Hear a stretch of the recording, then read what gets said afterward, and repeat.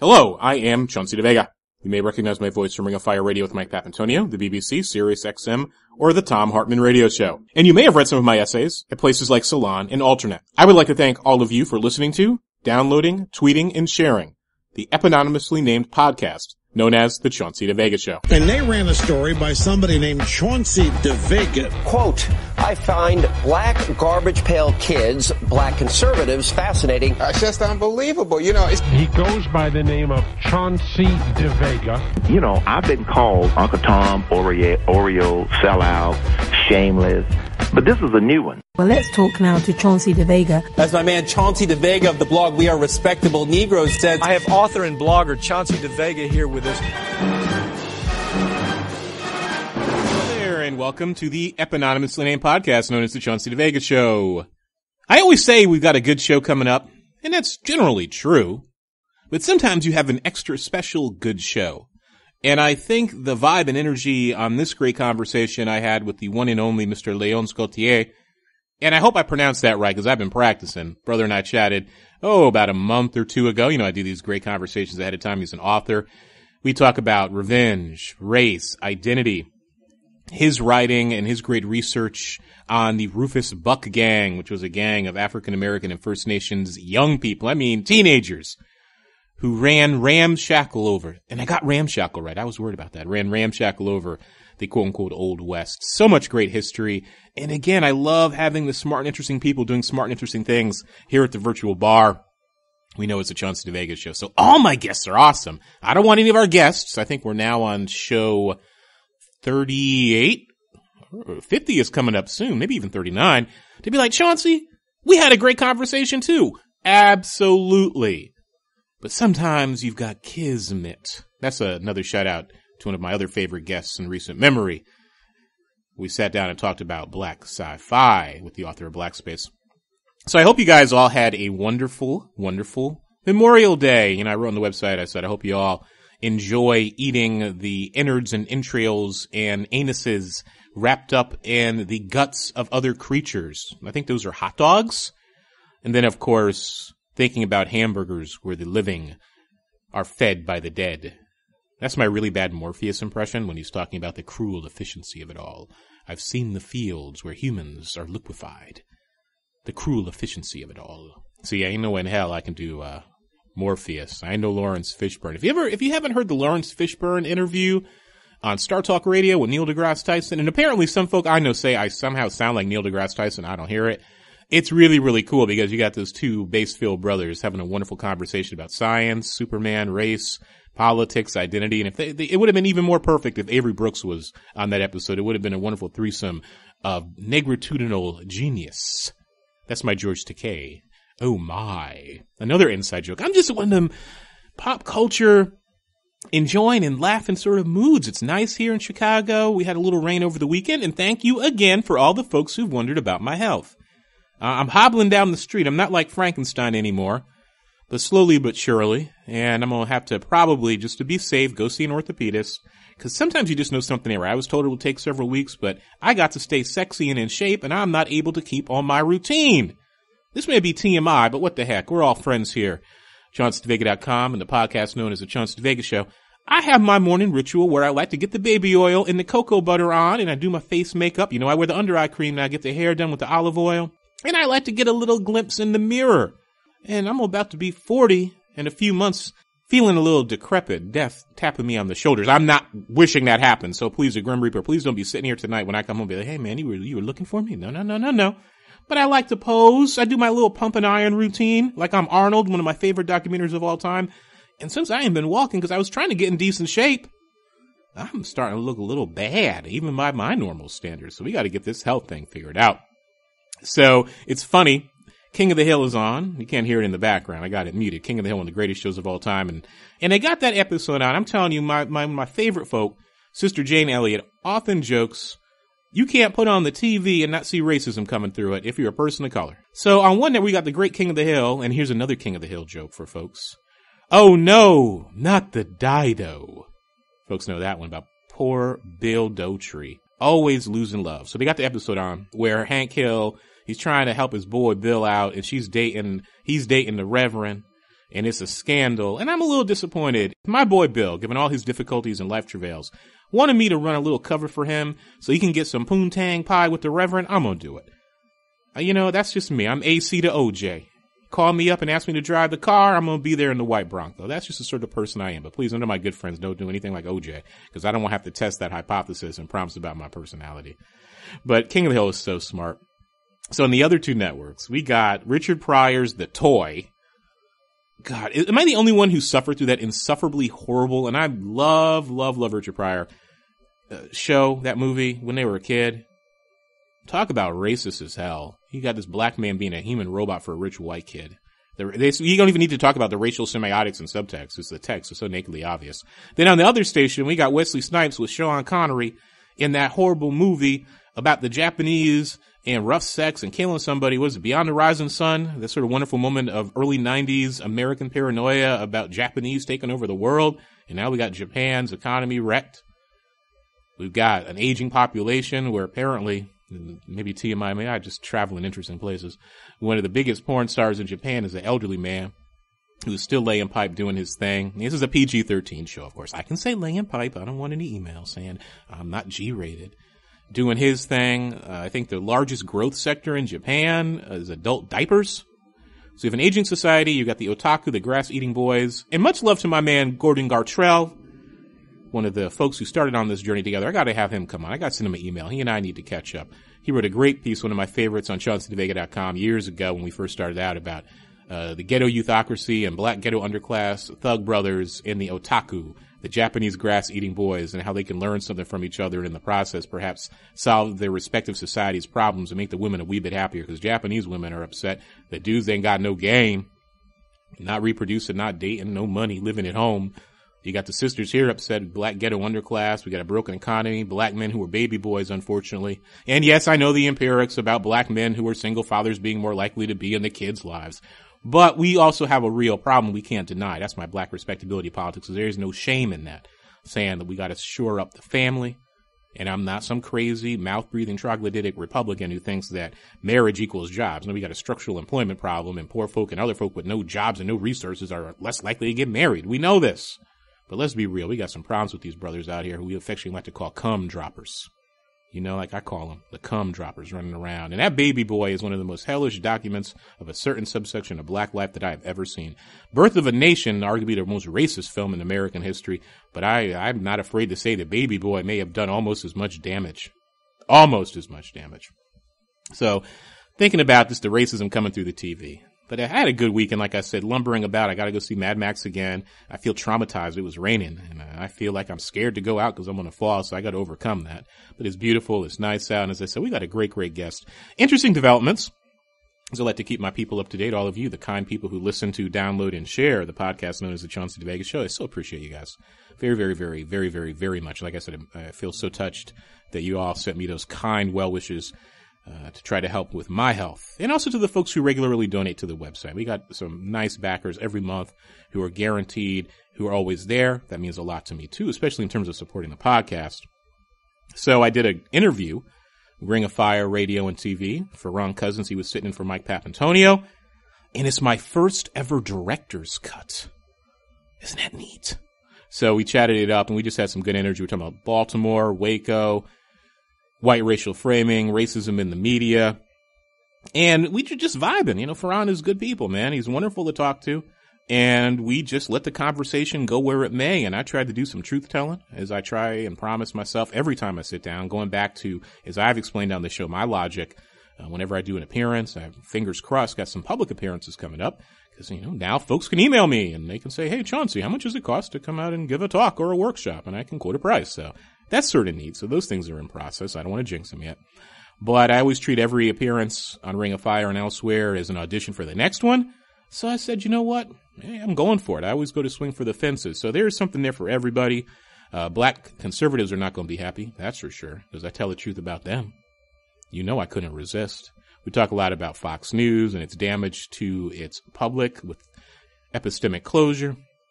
We talk about my recent piece on ChaunceyDeVega.com, Salon and Alternate, where I talk about the white racial logic or white racial logic, depending on how you want to parse it. But the original conversation, it'll be on probably the same day as the podcast. It's supposed to be Thursday, and the podcast drops on Thursday too. And I am trying to get the podcast up late Wednesday, early Thursday, but sometimes life interferes because folks have asked me about that because sometimes the time varies. So that conversation is about 13 minutes, I guess. But we actually ended up talking for 25 or so minutes. So you'll be able to watch on Free Speech TV on DirecTV, Free Speech Network, and also on freespeech.com and also ringofire.com. You'll be able to watch the edited version. But I believe they're actually going to put up a link on their YouTube page to the full version. So you get about 25 minutes of my insightful mouth yammering about issues of public concern along the color line. And hopefully you won't fall asleep. But I think I was on point, and it was a good conversation. So I want to thank them. Other pop culture goodness, like I said, I got to go see Mad Max 2. Or rather, Mad Max 2 again, or see it twice. You see how I tried to save that one, trying to be efficient with the editing. But as I said, Memorial Day is so fascinating to me. So I wrote a piece, put it up on Daily Kos, because again, I love reading the comment sections. Because you get the same people playing with themselves in public, proving your very points when you dare to talk about white supremacy. I'm sure this happens when you talk about homophobia, racism more generally. So I always marvel at Memorial Day. Because think about this. Maybe Obama is just like this visible, ironic guy with a half smile who's just cool as hell, which is the sort of energy that he channels. And as I said, I can't wait to read that man's memoir when he's like in his 80s and he just lets it all out because he don't give a damn anymore because he must have some stories to tell. But apparently there's a tradition where on Memorial Day it honors all Americans who have died in any war. But somehow, maybe it's this whole racing reunion thing. You know, I think it was Wilson. Was he the first one to start sending this wreath? Where secessionist CSA trash, because that's what they were, trash, who fought to defend chattel slavery in the South. Read the Cornerstone speech if you think we're kidding when we talk about slavery being the engine of the American economy, both North and South, and that the Confederacy was fighting to protect, number one, its money, but also a social system that defended white supremacy and looked at black people as human property. But apparently on Memorial Day, they get a wreath too. A black president has to send chooses to send by tradition, the Confederate War Memorial at Arlington. They send them a wreath. The Germans don't commemorate the Nazis, as far as I know. They've confronted their past. Only in America do you still have streets named after Nathan Bedford Forrest, the founder of the Klan, other white racial terrorists, and traitors who rose up against the United States government. And I just love when I encounter these students or people online, or I see them on the television, I just laugh. And there's sort of lie they've constructed about the lost cause and the nobility of the South and states' rights. Yeah, states' rights for human beings to be owned by other human beings. Not complicated. And you actually have some reasonably intelligent people who have bought into that lie. There's nothing noble about the Confederacy. These people were fighting to protect their right to own other human beings. And I fleshed this out in the piece I wrote on ChaunceyDeVega.com and elsewhere. People have brilliantly. So much great scholarship out there. You got Brother Eric Foner, James McPherson, so many other folks, James Lowen. Others, who are historians, social scientists more generally, talk brilliantly about this. So Obama is still sitting that wreath down there. And they were American. David Blight as well is another great person to read. And historians sent him a letter basically saying about a few years ago, 2009, when he really took over, saying, please stop this practice of honoring secessionist trash who in the nadir of American race relations, and that this is a step back and not forward. But Obama still continues to send those secessionists that wreath, the honor, then the honor in the Confederacy. So apparently, as is their habit, waving the American swastika, what we know as the Confederate flag, there was a really interesting little piece, an essay, I guess it's a local magazine that's national too, because it's in the Virginia, Maryland, D.C. area called the Washingtonian. So they had a dispute at a local church, and I want to give these people some dap. Or as we say, the yams, because the yams are power and respect, giving them the yams to this church that apparently on their property has, some Confederate dead that are buried there. So the CSA reenactors who want to honor that human debris, that secessionist trash, and Sherman was right. Should have burned the whole place down. You see, when I get on this Confederacy Civil War thing, you can hear it in the voice. It's stupefying to me that these people would be honored with anything. They should have been swept into the dustbin of history, their officers put on trial, their governments destroyed. And we can talk about the failed experiment in mass democracy that was Reconstruction before it was betrayed. One of those few moments in American, maybe even in modern Western democratic history, where you actually had the folk who had their foot on their boots, or rather their boot on their necks, are black folks who were then freed. number one, participate fully in their democracy, reframe government, and put into place a lot of the reforms that we take for granted, never mind public works projects and public school projects throughout the South in the short period of their rule. They are truly American titans and American lions, those black folks in the South who took control of their own destiny during that time period and always tried to take control of their destiny. That's one of the important parts of the black freedom struggle. So as I was saying, pulling up on the internet machine, so this is just quoting from the Washingtonian. I mean, again, giving dap to this brother. John Branson is the current rector of Christ Church Episcopal in Old Town Alexandria, where Robert E. Lee worshiped and where 34 Confederate soldiers are still buried. Every year on May 24th, the local branch of the Sons of Confederate Veterans, wearing their grays and bearing rebel flags, would hold a Confederate Memorial Day service. Branson says the rector before him put an end to the tradition. The church has suggested that they take their ceremonies elsewhere. Now, this next part is so absurd, but again, we're dealing with race in the age of Obama and the post-civil rights era. White folks actually feel that they're oppressed. One member of the Confederate group caused the change of policy, quote-unquote, intolerant. The parish still permits the group to hold a quiet wreath-laying ceremony in the churchyard, but prohibits any full display of Confederate regalia. They have a full formal color guard that they'd like to use, but they continue to display the Confederate flag, and we find that offensive, Branson says. Well, good for you, Mr. Branson. Like I said, the Confederates who honor a white supremacist tradition are upset that they're being treated with intolerance. You know what? Hate and bigotry should never be tolerated. We should have intolerance towards them. They should be drummed out of the public square, and they should be confronted, and they should be asked, why are you honoring these people? Oh, I know people, oh, they were soldiers, they were drafted. Yeah, okay. But you know what? They were people, they're not products of their time. I hate that excuse. Who said, you know what? I'm going to be a draft dodger. I'm not going to go and fight. I may abscond up to the north. I may be an abolitionist. I may protest in other ways. And somebody pointed this out on Daily Costs, and I'm adding it to the mental Rolodex because I like to carry around different ammunition, different little mental cue cards for particular occasions. So they're going back and forth, and people trying to protect the world. My great-grandfather was in the Civil War, and he's not trash, Chauncey. Well, yeah, he is trash. And if my great-grandfather fought for that cause, I call him trash, too. Doesn't mean he wasn't nice to his dog. Doesn't mean he wasn't good to me. Doesn't mean he wasn't a nice person. His cause was wrong. Period.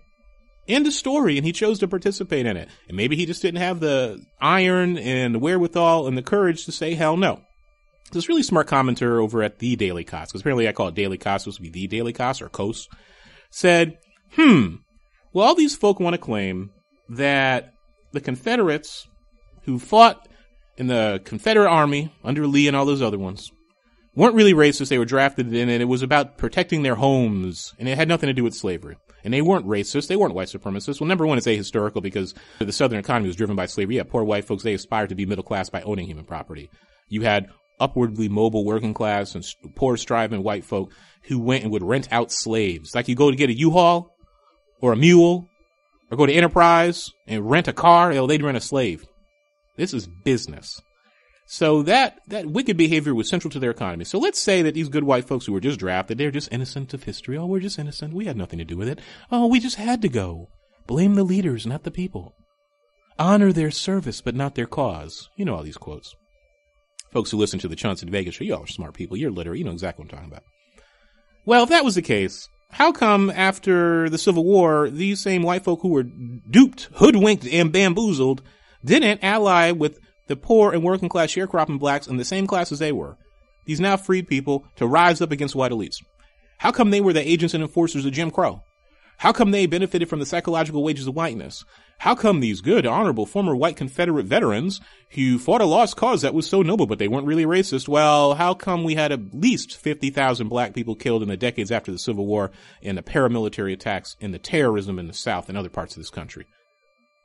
Put that up on Facebook, please. Ask your Confederate identified romanticizing relatives and friends, if you have any, how the hell they answer that one. Riddle you that one, folks. So, great guest. You got my Coca-Cola here, a friend of the website. He posted that Coca-Cola is bad for you, and so is Walmart. Well, he's right, and I reveled in that Walmart pork loin over the weekend, because let me tell you, I don't know what the hell was in it. Maybe it was Soylent Green, but that was one of the best things I've ever had for $4. I'm going to go back there again and get it. I'm going to enjoy that poison. So I got some pork chops I'm going to fry. Maybe afterwards I'll give you my quick recipe for pork chops. Folks on occasion like to hear my recipes. Maybe I'll close this great episode of the Eponymous Name Podcast and the Chauncey DeVega Show with a pork chop recipe. A quick one. Quick and easy. Quick and easy, folks. That's what I'm all about in certain departments in life, but certainly not on Space Mountain. Always got a rep for Space Mountain now. Nothing slow and easy about that. Pleasurable and drawn out, as per the demands of the moment. I can't believe I just shared that. Oh well, that's what we do here. We get to talking and sharing and just vibing back and forth with the great guests that we have. So, this episode of the podcast, Leonce Gaiter, author, featured in Harvard Magazine, great website. Man has had a varied background, but he's a hell of a writer. And here's, as I share with him, small world. I had reached out to him some time ago because, number one, I'm fascinated by the Old West and the social history of that moment and the way it's so poorly taught. The fact that the Old West was a black and brown and red First Nation space. There were white brothers there, of course. There were East Asian brothers there. And he's, as I said, just such a wonderful writer. And I had reached out to him and we couldn't set it up. And lo and behold, I get an email. He's like, hey, Chauncey, let's sit down and make this thing happen. And I just had to smile. And sometimes you just have those wonderful moments of kismet where the stars align, you can vibe, you can build, and you can have a wonderful conversation like we do just about life. These are two brothers, two human beings sitting down at the virtual bar known as the podcast we call the Chauncey DeVega Show, having some of that wine or scotch, or in my case, Sapporo beer, or some Karen, and just talking about race and justice and revenge and identity and dignity, and really trying to work through this paradox in the sense that America is a profoundly violent society and the color line dominates almost every aspect of American life and culture, both the present and the past. And images of black thuggery and gangsters via action movies, via commercial hip-hop, and other ways in the American popular collective imagination, they make money.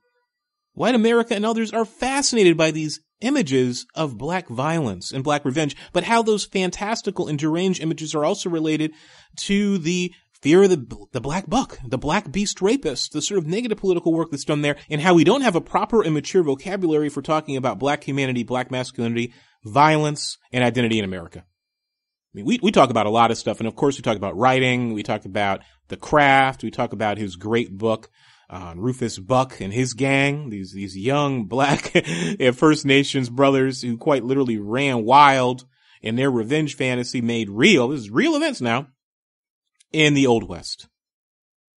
Good, powerful stories, good storytelling. And whenever I have an opportunity to insert that corrective about the whitewashed Old West, I take it. America's history is a multicultural and diverse history. It's not just white folks who have history. John Wayne ain't the truth, folks. Except for The Shootist, which was a great movie. I don't know if that makes up for that horrible abomination called the Alamo with that happy black, oh massa, what's we's gonna do character. Or that horrible movie, The Green Berets, about Vietnam. But it did introduce us to George Takei. That was one of his first movie roles, if not his first actual movie role. I have to go and check that one. So that gets a second. Oh my. Love Brother George Takei. Hell of a man, hell of an activist, hell of a human being. Without any further ado, Leonce Gaiter on this episode of the epononymously named podcast known as the Chauncey DeVega Show. I do think and know you're going to like this one. And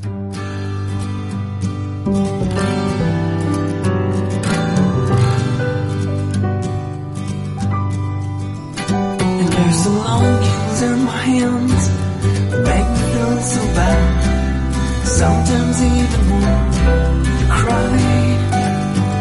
And there's some feelings in my head that make me feel so sad.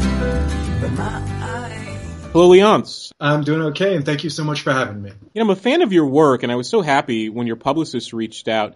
And I always try to, speak truth to power and be honest with folk. And I think that most folk have a pretty good BS detector, so they know when you're lying to them. So I remember discovering your book about the Black and Cherokee outlaw gang of teenagers, which we'll certainly talk about. And I remember that because I was online and I was looking for information about African Americans in the Old West. I remember my parents, when I grew up, my godmother actually gave me this book I'm sure you're familiar with, The Black Book, that came out in the early 80s that was edited by Toni Morrison. And it had all these gems of hidden history. And they had this really cool section. I remember I was about 8 or 9 when I got it, about African Americans in the West. So you had the lynching sections, you had the Harlem Renaissance, you had stuff about African Americans who were in the rodeo, and then you had stories about these brothers and sisters who were in the Old West, and also about exodusters. So I started doing some research, and I discovered your book, and I remember right down the street, I'm in Chicago, there used to be an African American art store, and I'm going to forget the artist's name. But he did a whole series of art about African Americans in the West. And I told myself, if I ever get that big promotion, this huge ugly, gaudy picture is going to be in my den, and I'm going to sit under it proudly because I'm going to be a black outlaw. So certainly we're going to talk about that book. We were talking earlier. What do you think about this culture of cruelty and madness and violence that we're in right now? What's the role of the artist? I mean, you're a writer, you're an author, you've worked in the creative fields. What's your take on all this? I feel somewhat helpless and powerless, which is partially why I write. You know, in my heart of hearts, to be honest, I don't believe that my writing is going to change anything, but it's my howl into the wind. It's what I can do. It's what I can do well, and hope that people find it and take something from it. In terms of the culture of violence, that's largely what I write about. I write about, the first book I wrote was a takeoff on the noir form, the Jim Thompson noir, except it took place in 1958 in New Orleans and had to do with the half-mad, half-black son of a white gangster who decides to break free from his white father's grasp and uses all of the violence and tools that his father taught him to do it. The next book I wrote was about a group of half-black, and Native American teens who in 1895 went on a 13-day rampage to take back Indian lands. This absolutely quixotic, hopeless quest to take back Indian lands from the United States of America. Fascinating story that touched on a lot of American history. The hanging judge, Parker, the half-black outlaw, Cherokee Bill, the great Indian Territory deputy, Bass Reeves. All of these people came together at this time in this particular story. But these, again, are stories that talk about the violence that has been done to us and talks about the violence that we have done, can do, and it's very surprising that we don't do more often. It talks about our reaction to the injustices that are placed before us. And most shockingly, I think sometimes in my work, and what has kept my work, I think, from sometimes getting an audience, is that I allow my black characters to act with the same impunity that any white character would act with, equally affronted. Americans are famous for don't tread on me, for strike before you were stricken. Well, I have black characters who function like that also. And you'd be shocked at how repulsed a lot of people in the mainstream publishing world have been by that. It simply doesn't happen. Our books are generally about being victims. Our books are about us taking the contempt of the world, turning it inwards, loathing, and therefore destroying ourselves. That's the image that mainstream publishing likes to see. We can write about civil rights movement, we can write about slavery, but that's about it. Self-destructive stories about civil rights, slavery, which they call the black experience. Now, there have been some absolute masterpieces that fall within that category. Most of the books we know as black classics do. Everything from Beloved to Invisible Man fall into that category. But that's not the only category. Right? There are a zillion other stories of ours out there that have not been told. Come on, we are American history. Black people are the only interesting thing in American history. Just think about Europe and jazz and sort of Black America's gifts to America. You know, it's not my observation. Baldwin, Ellison, Toni Morrison, so many others, Du Bois, of course, have made the observation. I mean, we are a people of a paradox. We love a country that doesn't love us. We have, we're the miner's canary, right? We suffer first. We have dedicated our lives in many instances just through the simple act of surviving and living and triumphing in this democracy. I'll put triumph in quotation marks, that our suffering actually rehabilitates white America. And we're the conscience of a country that doesn't like us back and doesn't love us in many instances, but paradoxically is profoundly fascinated by blackness and black people as an idea, but not as real human beings. But as we watch all of these events, and I just talked to Tim Wise the other day, and that was a great conversation, and I asked him the same question. For folks who don't know who Tim Wise is, white brother, one of the country's foremost anti-racist activists. You see him on TV all the time. And he and I have, talked over the years via email, so it was cool just to be able to sit down and talk. But how do we, I will rephrase that, how do we avoid being jaded I had a great comment on my website, ChaunceyDeVega.com, where one of our frequent commenters said, she was a little concerned that in response to the torture report, in response to Eric Garner's killer walking free, in response to Darren Wilson walking free, I very innocently said, the fact of the matter is this shouldn't be a surprise. If you know anything about American history, none of this is a surprise. So how do we maintain our human sensitivity in the face of such cruelty and madness? Define jaded. I'm trying to figure out whether or not I qualify. Here's what I think. I'm 56 years old. I was raised by strivers who grew up in the segregated South, right? My mother from New Orleans, my father from a little town outside New Orleans called Plaquemine. Mm-hmm. He became a military career officer. She was a school teacher, right? They were the first in each first in their family to go to college. They did everything in their power to see that we got the best education possible. And they taught us what country we lived in. That's what's most shocking to me right now about Black Americans. The fact that we are not taught. We don't teach each other where we live and where we've come from. We sit back and act as if a white public school system, right, is supposed to teach us who we are. My God, these people revile you and you're going to rely on them to teach you who you are? That's a recipe for disaster.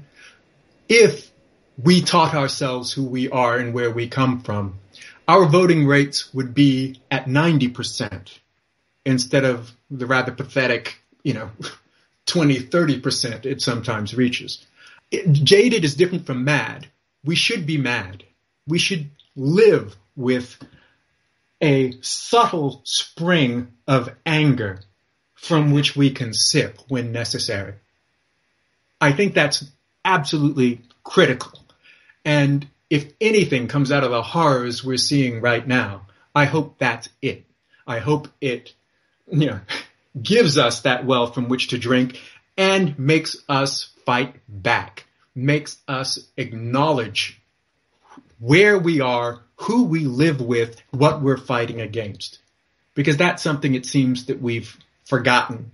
The fact that so many of us went along with the post-racial crap that came along after Barack Obama was elected was nauseating, right?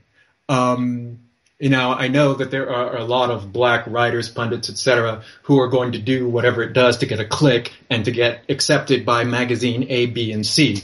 But I think what we saw back then was beyond the pale. A lot of our young brothers and sisters, younger, meaning I'm closer to 40 now than 30, who are out there protesting police brutality, who are marching because of Eric Garner. And there's some white folks out there, too. And I was thinking about, as I watched that, and I was thinking about your opening about Black victimhood and how we've internalized so much of this pain. And unfortunately, in our literature, it destroys our characters very often. So, the idea, sort of these psychic burdens, and there's a concept called racial battle fatigue that psychologists have actually come up. It's not in the DSM-4, I don't believe, but African-American psychologists and others have done a lot of great work detailing how living in a white supremacist society actually hurts the health and mental well-being of people of color. And it's a really profound, it's a short literature, but really, really profound because you read it and you're like, dang, I can relate to this. I've had these feelings. I've had these sentiments. And as I tell young folks and my students especially, you're not crazy. You become insane and mad when you deny the facts, when you don't have the cognitive tools to deal with the world as it is. So thinking about literature, I don't know if it was Chris Hedges or maybe it was Hitchens or Chomsky or Slavoj Žižek, somebody said that, the West and America are post-literate societies. And when I look at our young brothers and sisters out there marching, my worry is that, number one, they know something is wrong, but they're still finding their voice. They're young, and it's going to take time. Two, that you shouldn't be so quick to throw out, the quote-unquote civil rights vanguard, the old heads, because they're going to know some things about organizing and strategy that you may not know. So you don't need to reinvent the wheel. It needs to be a two-way conversation. Classic books of African-American life and letters. Do you think they offer any insight for our young brothers and sisters who are out there struggling today? And are you concerned, based on what I know, and you can correct me, that this generation is just reading less and less and less? When I'm talking about we don't teach each other, we don't teach our children who we are, that's exactly what I'm talking about. Those are the tools you use to teach each other who we are.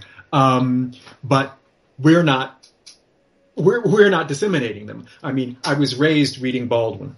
right? I was raised listening to the stories that my father told me about being beaten as he tried to vote, right? And then, in later life, reinforced that by reading about the details of the civil rights movement, reading about the King years, reading about our history, our slave history, the economics of slavery, the fact that we literally built this country, that it owes its wealth to us.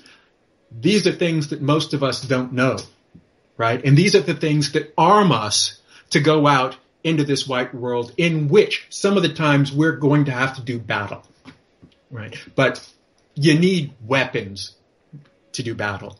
And I think that literature can give you, or at least sharpen, the weapons that you've got, or give you new ones that you haven't discovered yet. I think it's critical. I'm of that generation. I was raised constantly told, you have to be better, right? That was my parents' generation. I don't know if that's still prevalent, right? But I was told, you have to be better. You don't get to do what the white boys get to do, right? You don't get to go play at vandalism. You don't get to smoke a joint while you're walking down the street. You don't get to do those things because they will destroy you for them, right? Those are lessons I took to heart. My parents were brutal in their demands. In some ways, horrible parents. In other ways, the parents I absolutely had to have. Black parenting is a tightrope, right? And I don't know if we do enough to arm parents to walk it properly. There's so much to living in white America with black skin, especially, and I think there's a difference, especially when you are Afro-American, when you are descended of slaves, right? I do believe white people, white Americans, perceive a Haitian or a recent immigrant from Ghana or Nigeria differently from the way they perceive us. They do not reflect a stain back on white America. We do, right? I think that's the great terror in white America, that we will somehow force them to view the stain that they are desperately trying to obliterate from their own eyes. We are that stain. And that's sort of an interesting callback too, to Barack Obama being a black American in quotation marks. He's black by acculturation and socialization, but he's African. In terms of thinking about sort of the white public, he was the perfect black president. Yes. I mean, it's shocking how perfect he was. He's raised by white people. That's right. Raised, completely raised. His first objects of, and most human beings' most desperate objects of love, mother, right, was white. He was not raised with the images of white America that any black person, descendant of slaves, raised in America, takes in. He had none of that, which is why white America could embrace him, right? He was a once-in-a-lifetime phenomenon, and it had so little to do with white America overcoming its prejudices, right? He allowed white America to ignore its prejudices for a moment. That's all. And again, that's another paradox, to overuse the word, that for some white folk and some black folks, right, it's the symbol of the president, right? This idea of electing this black person, you can cry and cheer all night long when he's elected, but the hard work of governance is complicated by the fact that he's black. So then you have, for his opponents, you have a black American named Barack Obama, who by definition is 1 in a million, period, to become president. Presidents, as Roosevelt said, are selected, not elected. So he was the right person at the right time in a broken economy following Bush. But even given Obama's, not weakness per se, because I admire a lot of what he was able to do, even though I'm deeply concerned about his surrender to neoliberalism, to the banksters, to the corporatocracy, that even for a certain subsection of the white American public, he's still too black for him. And I think that one of the real issues with Obama, I mentioned this before on the podcast and also in my own writings on the website, My mother and I were talking about this. My mother's from North Carolina. She's a few years older than you are. She grew up, she's in her late 60s now. I'll shave a few years off her age in case she ever listens to this. Whole story there about how old she actually is. And my mother said something really interesting about Obama, and I think my mom may be onto something. She said in his first term, he was probably legitimately surprised by the white racial animus he encountered because he was raised by good white people. I agree 100%. 100%. He was utterly shocked. No one raised in an Afro-American household would have been shocked by what he was shocked by. And it harmed his presidency. Right? Yeah, I think it also created this sense of paralysis and surprise. And now when you see the man, as I said, I can't wait to read his memoirs 30 years from now, or 40, when he writes them, because he's going to do some real truth-telling. And there are so many moments where you look at the man and you can see the frustration and the anger. Because I honestly think, and I've read his books, he's a very smart man. I met him a few times. He knows the law. He's, the smartest president arguably we've had in many, many years. So intellectually, he understands white racism and white supremacy. But I have to bet money. There were nights where he laid in that bed and said, I'm the most powerful man in the world, arguably, excluding the corporations and the CEOs and the banks, and they still hate my black behind. And I don't know if he understood it in a very visceral way until then. And not only that, but his hands are tied by upcoming elections, upcoming midterms. This is the first time he's been able to react to some of that. And look what's happened since the midterms. You've got Cuba. You've got the immigration decision. You've got him. You've got the climate accord. You've got this guy making moves the likes of which he has not made within his presidency. It's the first time he's able to give somebody the middle finger, frankly, to display some of that will and pent-up anger that has built up over the years. And he's using it to good effect. Like I said, we should all have a little well of anger to sip from when necessary. It motivates us. And you mentioned something earlier, and this is why I love the conversations on the podcast, because it's just two folk. The fans of the website know this, who sit down and have an interesting conversation. So no agenda. I don't have a list of questions, and we're just having a cool conversation. But I want to go back to something you mentioned earlier, because it was so rich in your opening. This idea of black anger and black rage and black masculinity. So when you're writing, as I said, we'll talk about, more detail, your work in fiction and working on screenplays and so on, and pitching stories in Hollywood and so on. How do you reconcile, because this is a puzzle for me and my own intellectual curiosities, America as a society, and global society, because America's biggest export is pop culture now, that is fascinated by black hyper-thug masculinity, by putting the black body on display in spectacular and very often grotesque ways, and violence, rhetorical or literal or visual violence, black on black violence especially you think about these daytime TV shows, all these crime shows like The First 48, the shows about prisons and so on, our movies in Hollywood. You would think that the folks in Hollywood would be much more comfortable with your stories about authentic black anger. Or is it that fake anger and exaggerated black hyper-thug masculinity is processed by the white gaze and made in Hollywood? That's comfortable. But a black person actually talking about historically grounded acts of black dignity and martial prowess, that somehow that's verboten and out of the box? Absolutely it is.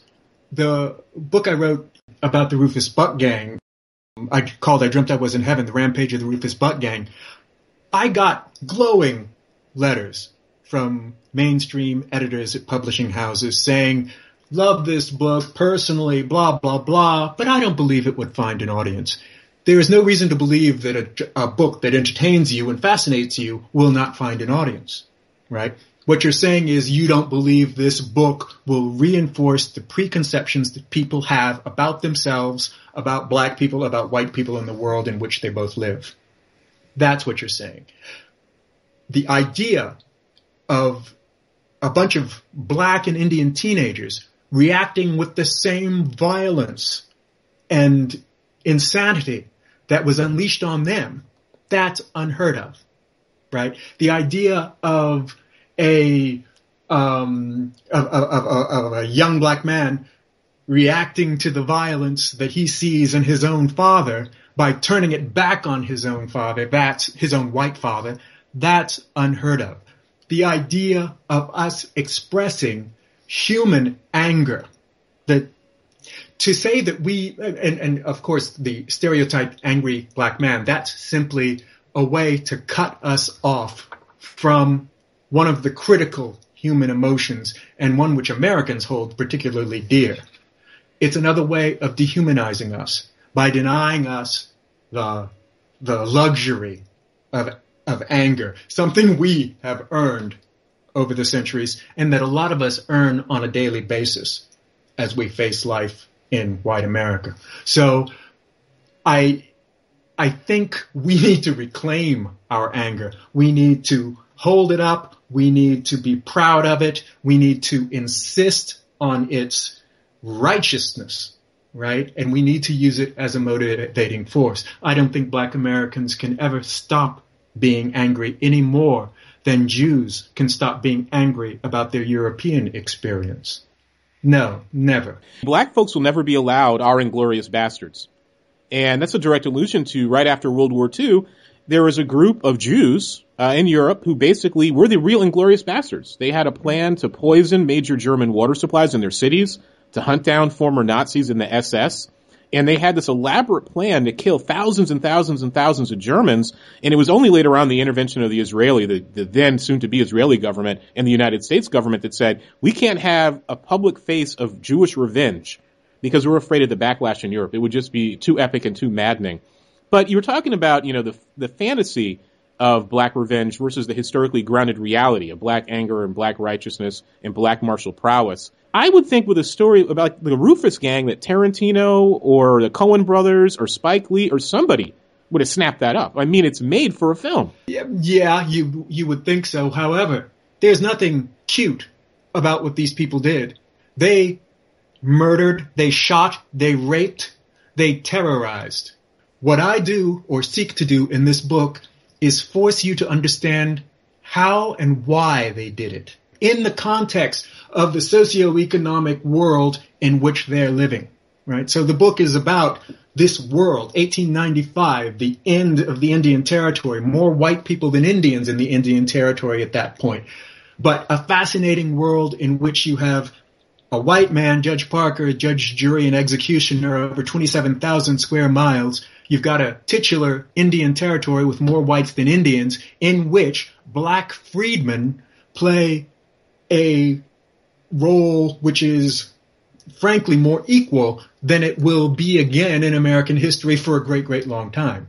So this is a fascinating period in American history, but these people do not fit the stereotypes that we're comfortable seeing Black men in. They are not Toms, they are not Coons, they are not Bucks, right? They are young adolescents, pissed off, half stupid, right? Half righteous, thoughtless, zealous, and all of those other things that 16 to 19-year-old boys are, right? They're fully human, in other words, and they happen to come along at a pivotal point in American history that causes them to take this extraordinary action.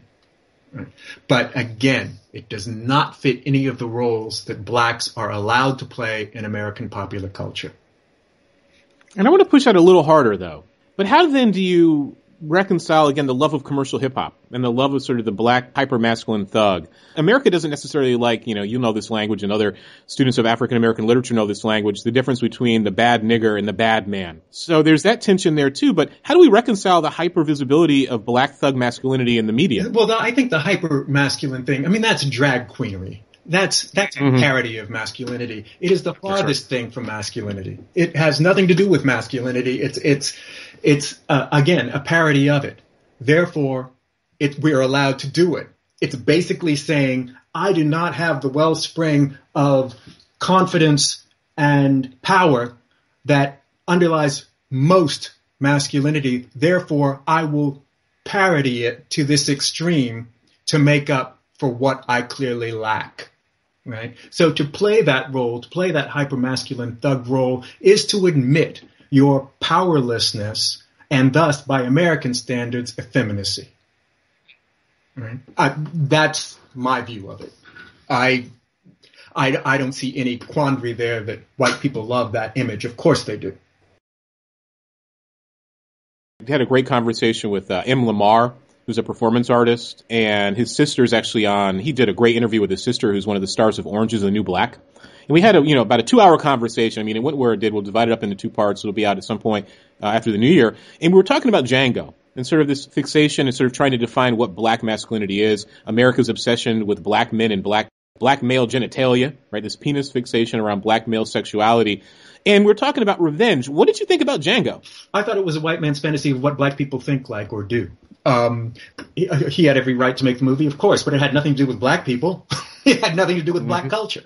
It had nothing to do with black people and nothing to do with black culture. Therefore, to discuss it in the context of black culture, no. You can discuss it in terms of the wider culture and how one white man chooses to see black culture and therefore how others might.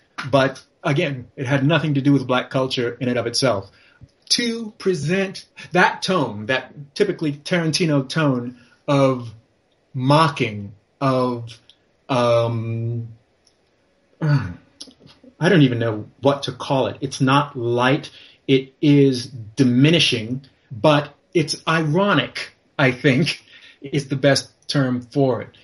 There's nothing ironic about the Afro-American slave experience. No black person would present it as such. No, and I was saying, and on Tarantino, he's such an interesting and perplexing figure because by his own admission, he's a Negrophile. So we have that. He will own that. But it's one thing to understand and admire somebody's aesthetic sensibilities, their ability to tell stories, his mastery of film, grammar, and intertextuality. I mean, he's a master. Saw it in the theater several times. Because as a film, I really like it as a film. But I struggle with, again, sort of this question about audience reception. What is the audience experiencing vicariously through these characters? There was a group of predominantly, 5 or 6 white brothers and this one Asian guy, one of their brothers, and they were laughing every time the word nigger was said in the film. And I said, my God, for some of these folks in the audience, this is a vicarious thrill where when they're watching the film, number one, it's very interesting and important to realize that it's a fantasy movie. It's a fantastical telling of a history that doesn't exist. So with that assumption, then the audience can read themselves into the film is a lie. So the white audience members are not identifying with Django. They like the idea of the revenge fantasy. They love caricaturized villains as white slave owners like Leo DiCaprio. Candyland is a white fantasy in that regard, where the slaves actually were. But they believe, and they're reading themselves into Dr. King Schultz, not a coincidence, Dr. Martin Luther King, right? And they watch the movie probably very transparently as a comedy. And I was sitting there trying to figure out what sort of pleasure are they getting from laughing at the use of the word nigger and laughing at scenes where Jamie Foxx is tortured and laughing at this barbaric presentation that in many ways, to Tarantino's credit, he said a real movie about slavery would be rated X. It would never get made. And what he's doing is a Disney version of slavery in one part of the Americas. And it dawned on me that perhaps for a good majority, especially sort of the post-civil rights era generation of white film viewers, they imagine themselves as the friend and mentor to Django, to Dr. King Schultz. And it's not a coincidence. His name is Dr. Martin Luther King for all intents and purposes. And he's a Jewish outsider who's a bounty hunter. So he doesn't even have that connection to America. And it's very easy for them to then say, wow, Leo DiCaprio is the real villain, this cartoon version of a white slave owner who's incestuous, who's quasi-educated, who's truly heinous and evil. And I've written about this many times, and I'm sure you know this, that slavery varied from plantation to plantation and region to region. So it's a lot easier for us to say, oh, those white slave owners were truly human, who are barbarians, who are cartoon characters, as opposed to people who are just banally evil, who owned human property because that's what you did, and that's how you made money in America. I didn't see that movie in a theater. I don't know what the theater experience was like or how other people perceived it. Again, from my point of view, it was a Disney-fied version of something that I was loath to see Disney-fied. That was just that. It, again, provided a black character who had a white man's permission to do what he didn't need anybody's permission to do, which was seek justice, right? And as you said, most of the presentations we see, particularly in American film, notice The Help book and film, white people are constantly invited to see themselves as the good one. They are allowed to identify with the good one, and only the cartoon villains were the racists, which is just, complete crap. I found it, for all of its talk, for all of its posturing, it was a very in the mainstream pocket movie version of something that most people had the good taste not to try to make an in-the-pocket mainstream version of, that being American slavery.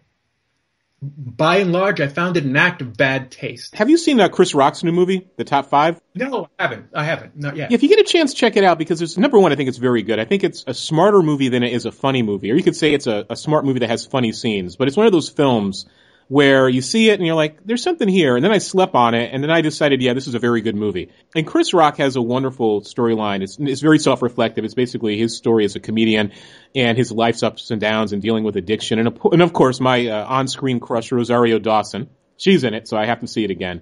But the main story arc is about him not wanting to be a cartoonish caricature as a black actor. And he wants to make a serious movie, and he chooses to make a serious movie about the Haitian slave rebellion. And of course, the public has no use for it. Of course. And it really makes us wonder about, the black public and the white public, because we have this tension about commercial viability, right? So you have the new movie that just came out, Exodus, Gods and Kings, I believe it's called. And I generally love Ridley Scott's work. Blade Runner is a seminal film. But he says in an interview, well, I don't need any black or brown people in Egypt to make it accurate because I won't be able to get the movie financed. And who wants to see black and brown people in a movie like this anyway? So you still have, as you said, this issue with the viewing public and their expectations. But when you've gone out and talked to folks about your books and real tales about black masculinity, honor, courage, dignity, and strength, what has been the response? Within the publishing industry, of course, they're afraid of it. They're afraid that people won't accept it. It does not show that version of reality that they're accustomed to seeing. With respect to a general audience, I have found it's funny because with I Dreamt I Was in Heaven, the Rufus Buck Gang book, I got a lot of comments about people saying, you're glorifying these people, you're glorifying them. So of course, whenever you discuss something, you are inherently glorifying it. I guess that's part of our celebrity culture. If you publicize it, it's an inherent glorification. But of course, that again is crap.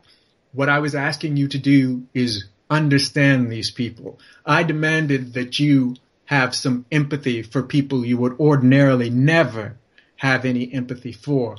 I think I was successful at that. I think that book works, and it works well. But that's something that Americans are never asked to do. We're never asked to have empathy for those that we truly revile. Never. Especially not those that threaten us. We are a paranoid people, right? We think black people threaten us, therefore we're ready to let any white man with a gun in an open carry world shoot them, right? We think Muslims threaten us, therefore we'll torture anybody with a Muslim name, even if they're innocent, and expect that the world should call it bygones. We're a paranoid people. We're frightened by nature. I don't think we are very brave. And I think part of that cowardice is an inability or a refusal to see through the eyes of those it's convenient for us to revile. And it makes me think about the power of American exceptionalism, and others have made this observation that the lie of American exceptionalism is not one born of strength, it's one born of cowardice and weakness. Oh. And when you start to unravel American exceptionalism from that framework and actually look in the face of the real events that made the American nation state, our own cruelty across the color line, America's cruelty abroad, for a lot of folks that's terrifying. And they'd rather embrace the lie. I just wrote a piece for Alternate about about authoritarianism and police violence, because I'm really taken aback by the limited space. And it's one thing to know something intellectually, it's another thing to see it play out in front of you. For our public discourse around police violence, because you watch all the talking heads on the TV around, for example, the murder of Eric Garner, and there's a political economy about who gets to go on TV and who doesn't, who's considered an expert and who isn't. And on the mainstream news, Democracy Now! Excluded, Free Speech TV excluded, I've been on there a few times, so shilling for them, you never have people who actually have substantial expertise who will say something that's outside of the box, who are going to tell you some truth you don't like. So, for example, with these police killings, I'm watching the TV saying, where are the criminologists? Where are the people who study police psychology? Yep. Who will tell you that most police are authoritarian, and if they're not authoritarians, they're part of an authoritarian culture where racism and hostility to outgroups around the world, there's actually research about police in London, in France, in India, the same finding over and over again. And I was reading this article written in 1972, it's like this foundational article that everybody cites, they're still fighting about it, where it basically says, hey, police are authoritarians, and they give an outline for how police encounters, and I want to get the quote right, it's something akin to, police are always afraid of being, police are afraid of somebody standing up to them about having their power denied to them because they know their power only comes from a uniform and a badge and a gun. And that's why encounters can rapidly escalate when a police officer thinks that you're being quote unquote disrespectful. And that's even more potent when you're dealing with a person of color and the cop is white. So I'm sitting there shaking my head saying, my goodness, our approved discourse is so narrow. And when you know the history, you know the history. But when you actually go out there and try to communicate it with folk who are wedded to these lies, they become repugnant to it. They are repulsed by it. And I'll give you another example. Again, just sort of trying to think about your book on the Old West or the closing of the Old West. Are you also fascinated by how the white American imagination rewrites the Confederacy and the Confederates in the West to make them into these noble outlaws like the James Gang? Or even a movie like The Outlaw Josie Wales or the recent TV show Hell on Wheels, where you have a white man who fought for the Confederacy, but of course he didn't own slaves. Naturally, yeah, of course. I saw about 15 minutes of that, and once that little plot point flowed over me, it was like, okay, no, can't hang with this. The most recent book I wrote has a white cast, right, except for one black character who's in the book only briefly. And part of that was I was raised in almost entirely white surroundings outside my home. My neighborhoods were white. The schools I went to were white. I worked in the film, television industries, and then in marketing, overwhelmingly white industries. I consider my life to have been an anthropological study of my sense of the other, i.e. white people. I have spent my life watching them react to me, right? Watching them react to a black person in their midst who is their equal, or someone who is actually more successful, more educated than they are. And it's been a fascinating experience. So I wanted to write about this idea of privilege. I wanted to write about who these people are that I went to school with, who these people are who I worked with.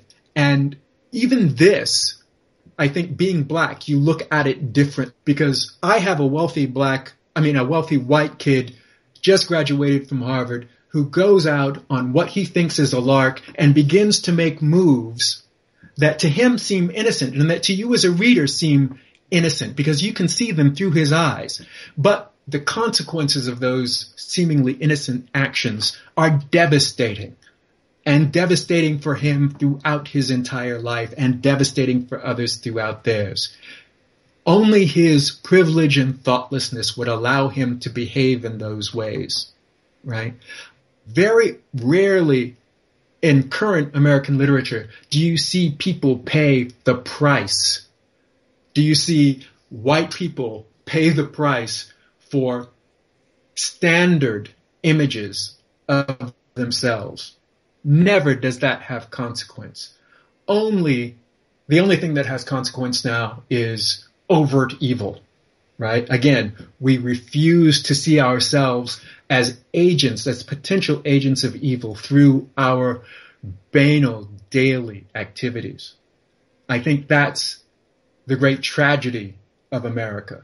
I think that's the great tragedy of white America and why white America still has no idea how the rest of the world, which is not white, the vast majority of it, views them. And that gets me back to that oft-discussed moment after September 11th when Oprah Winfrey had the panel on with all the different foreign policy wonks and all these other folk. And this white woman in the audience, I have no doubt, no reason to doubt her sincerity, stood up and said, "Why do they hate us?" And you're sitting there saying, and the foreign policy wonk was like, well, let me give you about 10 reasons. Yeah. And you could see the utter and total disconnect. Getting back to the idea of monsters, too, you hit on something really interesting there. So in a culture possessed of narcissism, bathed in American exceptionalism, and a country that has this settler-founder mythos about it, right? We're taught this when we're kids, white, black, brown, red, and yellow, this frontier mythology. Understanding that maybe it's not monsters, because monsters are great to slay. They're easy. You can destroy a monster and you feel all heroic, and you want to believe you could do it. That's a lot more challenging than saying, well, maybe it's just the bureaucracy grinding us down, or we're part of a mechanism of social and political evil, or maybe the machine exists apart and outside of you, and there's very little you can do to stop it. See, that's far more frightening than the idea that they're monsters. Or, this monster has 50 million limbs and I'm one of them. That's right. Right? That I'm part of the monster. I think that's what's impossible for Americans to understand and comprehend. I think as black, having seen the evil, and both firsthand and through my parents seeing the evil that people can do, I have no doubt about my ability to do and be evil, to be part of it. No doubt whatsoever. I cannot convince myself that, had I been alive during World War II, I would not have cheered the internment of Japanese Americans, as grotesque as that is. I can't convince myself that I would have been one of the good ones. I don't have that luxury. White people do, and that's tragic. The lies of white racial innocence that white folks, because of whiteness, except for our brothers and sisters who have betrayed whiteness, as Brother Noel and Ignatieff urges white people to do, where he says very famously, treason to whiteness is loyalty to humanity. But if you're still psychologically, materially, and emotionally and politically invested in whiteness, you have to believe the whiteness is innocence. And then from that you pivot and you're shocked by black and brown anger. You're shocked by white truth tellers. And that's a whole other story in American history about how white folks who tell the truth are ostracized by other white people, by the white community. I mean, there's a whole story to be told there. So they're legitimately shocked because whiteness is a lie. And you were talking earlier about, black and brown folk and black Americans in particular. We have to be students of white supremacy and white privilege in order to live, in order to survive. So two related questions. Do you think that we necessarily, as black and brown folks, have to rob our children of some of their innocence in order for them to survive in this world? And how do you go about doing that? And you talked about the laboratory, right? Sort of going and traveling in these circles. What was it like going to Harvard? And what lessons did you learn there? I think the principal lesson I learned there was the lesson of the American honorary white. Once white people accept you as being their equal, something has to give in the worldview. And that thing that generally gives is you are no longer black to their minds. You're something else. You're not one of them. You join the club to some degree, whereby you transcend the usual stereotypes through which they view people of your skin color. So you become, quote unquote, honorary white to them, which of course is an insult.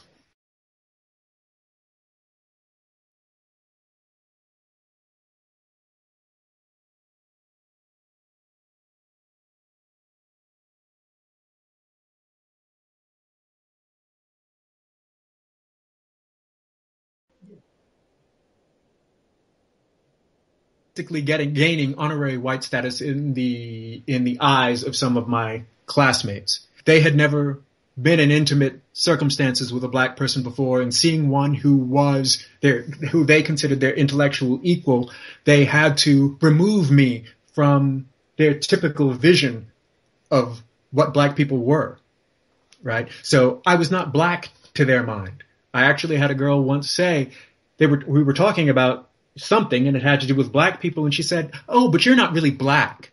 Literally, she said that to my face. She is suddenly the arbiter of what is and is not black, simply because I did not fit her stereotype of how black people behaved or spoke or did whatever. So that was incredibly telling to me. Growing up, I had my share of what was wonderful about that. I had the opportunity to debunk all of those myths every day of my life, because I was immersed in white worlds. I fought with, played with, and did everything with white kids. So I had no illusions as to who or what they were or who or what I was in comparison to them. And that was a gift.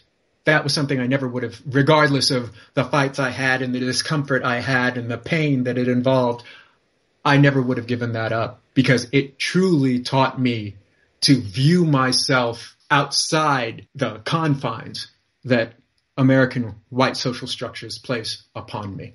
Picking your brain, and so many of us have similar stories, strivers, those of us who've traveled into white spaces where heretofore our ancestors and other folk were not permitted. What do you think is more problematic and quote-unquote racist or white supremacist, depending on how you want to bracket it? When a white person who's well-intentioned says, "I don't see you like a real black person," or "You're not like them," or the same white person or a white person in a different scenario calling you a racial slur to your face. If somebody wants to have a conversation with me about race, I expect that person to talk to me about their racism. No one, black or white, is raised in this country without being racist. You know good and well that you and I have had to teach ourselves, wean ourselves from the racist images of black people that we have had force-fed throughout our entire lives. So don't tell me a white person is raised without those. I find that impossible to believe. Therefore, if we're going to have a conversation about race, part of this conversation is going to be about your racist attitudes. So I expect to hear about it. That's not a problem for me, as long as you acknowledge that that exists. But when that conversation begins, I'm no racist, we have nowhere to go. Because the conversation stops there until you acknowledge that you, as an American, were raised with racist images and attitudes, just like every other American, black, white, red, yellow, or brown in this country. So, which is worse? I don't know. I don't care. That conversation has to begin with everybody acknowledging their prejudices. And I'm ready to do the same. I look at white people, every white person I encounter with wariness. I approach as if I would approach a strange dog, not knowing whether it's going to wag its tail or bite my hand off. That a lifetime of living with white people has taught me. Therefore, I am not exactly running around with peaches and cream images of white people. I have my own. To my mind, every white person, every strange white person I see might have a Klan robe in the car. I'm just as racist as you are. We're not afforded that level of naivete because we also don't have the institutional and structural support system to back our play, even when we're right. And that's really, like you say, from having to give our kids the talk about 100 years ago. But as I grew older, matured, I found so many depths to this that I could not even begin to plumb when I was, in my 20s, that I decided to visit it as a book. But again, it was all about these characters. That's why in the beginning I also said, when you talk about the role of the artist, I feel absolutely powerless. I'm simply telling stories. I'm telling stories from my point of view, and all points of view, to my mind, are political, regardless of how non-political you think them. Simply by claiming them non-political, you have politicized them. So exactly. Of course, my experience comes through in this, and it's reflected in the topics I choose to, and the people I choose to write about. But after that, it's all about the story. So when you're writing, do you have, is it manic and you just start and you finish? Is it more meditative and you set up 10 pages a day? Do you feel like you have to conquer the page, or have the characters and the stories, they've manifest themselves to you and in your ear and in your mind's eye, and you're just making them come to life on the page? I mean, how do you approach that sort of nuts and bolts of storytelling? Part of my problem is storytelling. I don't consider myself a natural. That's honest. That's real. I don't consider myself a natural storyteller. I consider myself someone who has to work 10 times harder, I hope, than most people at telling a good story. And I think I have very, very high standards for what a good story is. I like using unusual narrative techniques. I am a child of media. I'm a jazz fanatic, right? Have been for decades. I think that is a principal metaphor for me. Film. I studied film in college. I want to bring aspects of these experiences into my writing. It's funny because a whole lot of writing nowadays, especially literary writing, people obsess over the sentence. They obsess over a sentence as if it's haiku, and they obsess over metaphors that you need a Geiger counter to find your way through. I have no patience for any of that. To my mind, a book is like a piece of music. It should flow. I don't believe that everything about it should be immediately apparent. I think there should be harmonies. There should be horn parts. There should be background vocals that you hear, that you acknowledge, right, somewhere in your mind, but you don't concentrate on. I believe there should be depths and layers, and mainly I think it should sing. The whole thing should sing. Each sentence is not, each paragraph, each chapter is not, it's just like each note is not its own thing. You put them all together for the whole, right? So trying to make that whole is very difficult. So I rewrite again and again and again until I get that right. Very often I Dreamt I Was in Heaven, I started that book. I had like 6 false starts on that book. I wrote 600 pages that I threw away because I had 6 100-page false starts until I figured out how to approach that book in a way that was narratively satisfying to me and that would allow me to bring these characters to fruition. Right. In the Company of Educated Men was different because I had this screenplay laid out, but again, I had grown older, the characters had changed, and that structure was no longer appropriate for them. So I had to break out of the bonds of this previous structure I had and that I felt somewhat chained to, and I had some wonderful editors who helped me do that. So that was a unique challenge, right? But I think making that world whole, making all of those various voices come together harmoniously is my greatest challenge in writing. And that includes everything from character to phrasing to rhythm to structure. What have you learned over the years? Was writing in the Company of Educated Men easier than writing your earlier work? Or as you've developed in your craft, have you become more demanding and more precise? So ironically, it actually becomes harder to finish a book? I don't think I've become more demanding. I've become better. So I've gotten better. Therefore, I am more able to satisfy myself and to get to the outcome I'm seeking. Whether it takes me any less time? No. Is it any easier? No. But now I know I can get there. I think that's mainly it. And I am probably wrong to say I'm better. Now I know I can get there. Previously, I wasn't sure. And I think that insecurity, that indecision, and not being sure you can get there taints the work. I think you need to know that you can. It's like an Olympic athlete who starts the race unsure whether he can reach the finish line. You're not going to place, If you're standing at those starting blocks going, am I going to make it to the other end? You got no business there. I have gained the confidence to know I'm going to reach the finish line. It's just a question of shaving a few seconds off my time.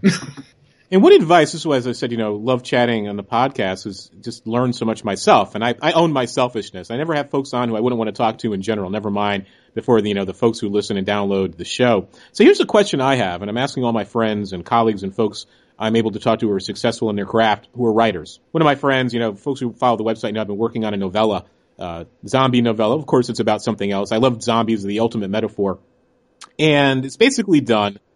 And what I'm trying to figure out, and here's where you can give me some advice, is I don't think it's very good. But folks who have read it, some of them say it's great, even if they're not obligated to me. These are strangers, workshops and so on. And others have said, no, fix this, it's not very good.